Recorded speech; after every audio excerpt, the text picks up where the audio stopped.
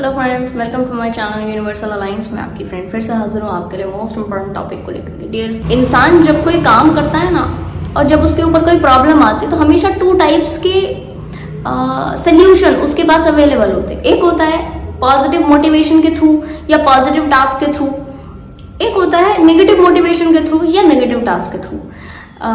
इसको नेगेटिव इसलिए कह रहे हैं क्योंकि इसमें जो हम काम करते हैं इनिशियल स्टेजेस पर वो थोड़ा सा नेगेटिव शो होते हैं। एग्जाम्पल देती हूँ मैं आपको। जैसे कि अभी किसी एक व्यक्ति ने क्वेश्चन पूछा मुझसे पर्सनल सेशन में कि मैम मुझसे सत्व गुण नहीं धारण किए जा रहे, सत्व गुणों में मैं नहीं आ पा रहा हूँ, जो कि भगवान श्रीमद् भगवद गीता में फरमाते हैं।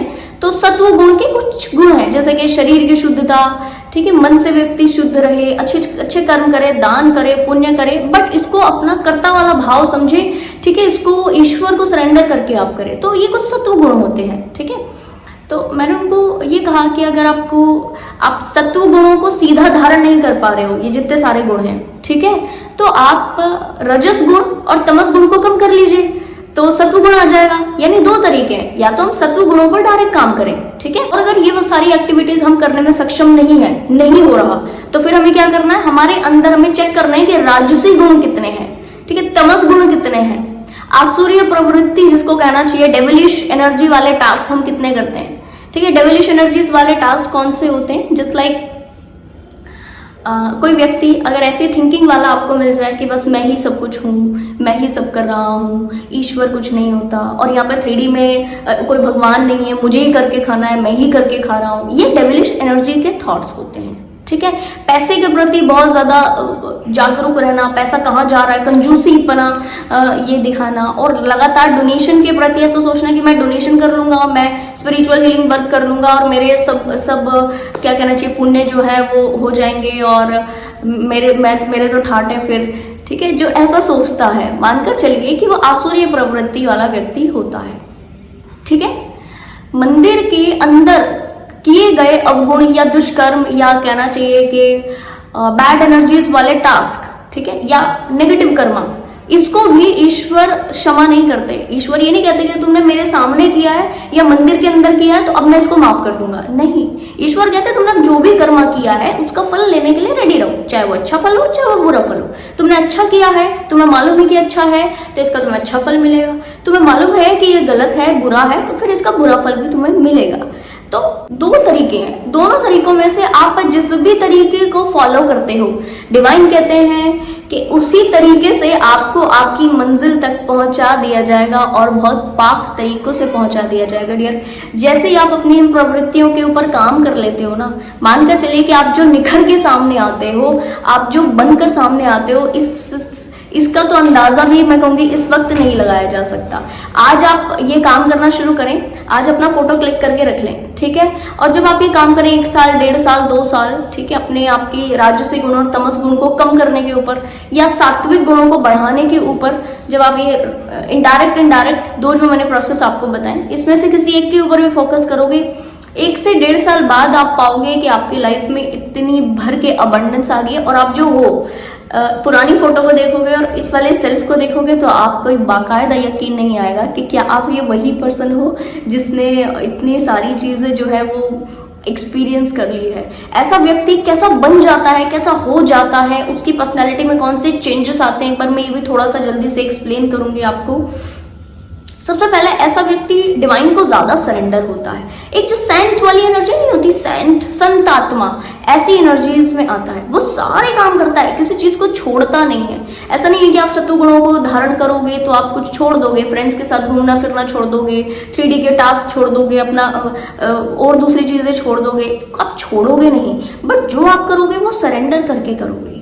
जो आप करोगे वो ऐसी एनर्जी से करोगे कि यस, ये डिवाइन ने मुझे एक टास्क दिया है करने के लिए और इससे ईश्वर बहुत खुश होंगे, और क्योंकि ईश्वर खुश हुए हैं तो मैं इसको अच्छे से जरूर करूंगा।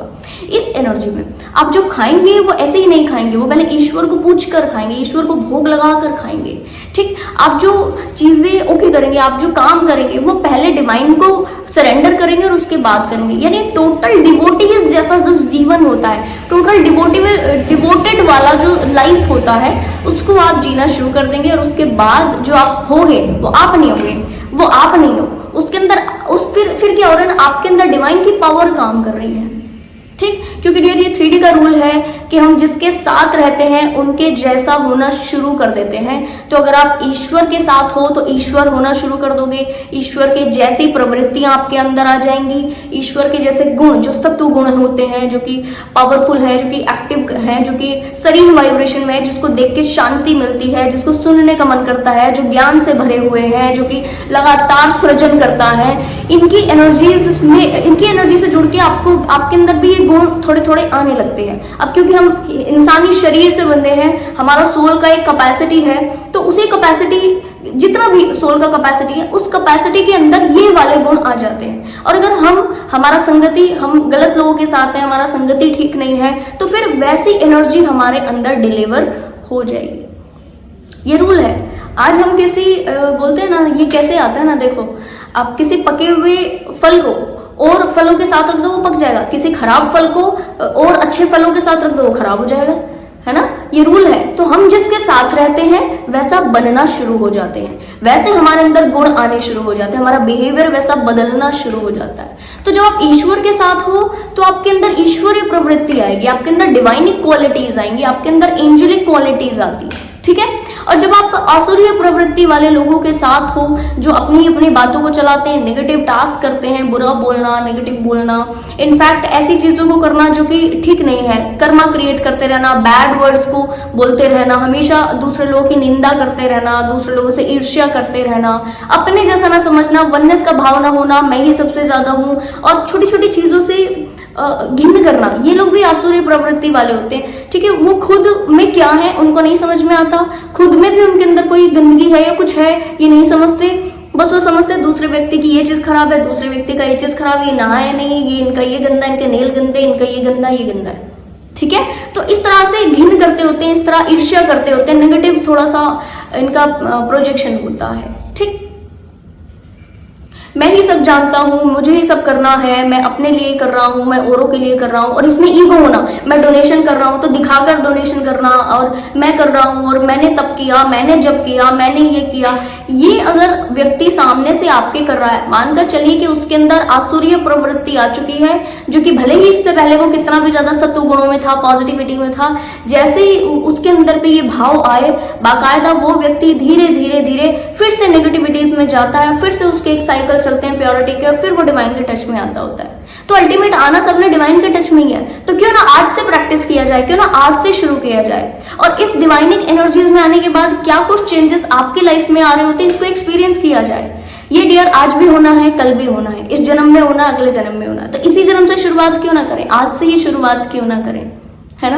तो इस एनर्जीज में आकर आप भी अपना अच्छा स्पिरिचुअल हीलिंग वर्क स्टार्ट कीजिए। और भी कुछ नहीं कर रहे हैं तो बस नाम स्मरण कीजिए, नाम जाप कीजिए, डिवाइन के टच में रहिए। जितना ज्यादा डिवाइन के टच में रहेंगे उतना ही ज्यादा आप प्योर होते चले जाएंगे। और ये वाली जो एक्टिविटीज होती हैं रजस वाली, जैसे कि जब आप व्यक्ति इस तरह की एनर्जीज में आता है ना, उससे रजस गुण थोड़े से छूटते हैं। जैसे कि स्पाइसी फूड उससे छूट जाता है, वो स्पाइसी फूड कम खाता है या ना के बराबर खाता है।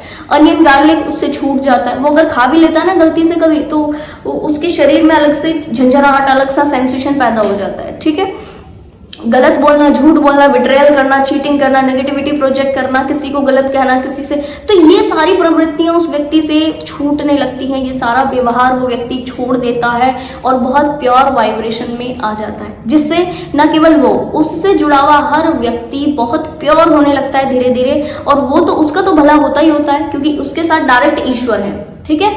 और वो व्यक्ति जिन लोगों से जुड़ा है, फ्रेंड है, फैमिली है, घर के भाई बंधु हैं, बहन भैये हैं, कोई भी है, ठीक है, सबका भला उस व्यक्ति के होने से होता है। बड़े संकट कटते हैं, बड़े संकट नष्ट होते हैं अगर ऐसा व्यक्ति आपके घर पे है। मैं कहूंगी आप दुनिया के सबसे लकीएस्ट पर्सन हो कि आपको ऐसे व्यक्ति का सपोर्ट मिला है, साथ मिला है।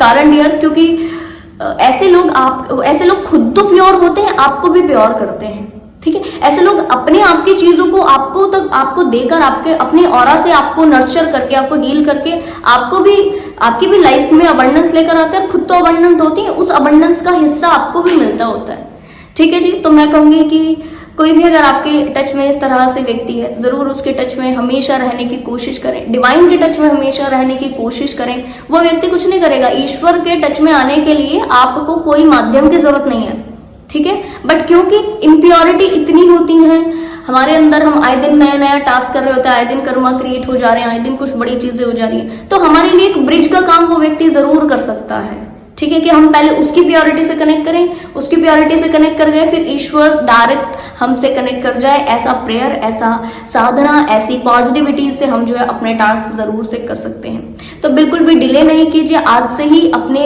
आसुरी प्रवृत्ति के ऊपर काम कीजिए, नेगेटिविटीज के ऊपर काम कीजिए और इस हील्ड सेल्फ में बनने के लिए मेहनत कीजिए, क्योंकि वो आज भी करनी है और हमेशा, ठीक है, किसी न किसी समय पर करनी ही है, ठीक है जी। तो आज से क्यों नहीं, तो लगे रहिए, आगे बढ़िए, और आपके कोई डाउट हो, आपको कुछ पूछना हो तो जरूर आप कमेंट सेक्शन बॉक्स में पूछ सकते हो, ठीक है जी। तो आई होप ये वीडियो आपको इन्फॉर्मेटिव लगी होगी, पसंद आए तो लाइक कमेंट शेयर सब्सक्राइब जरूर से कीजिएगा। मैं आपको मिलूंगी नेक्स्ट वीडियो में, तब तक के लिए bye bye, take care, stay blessed.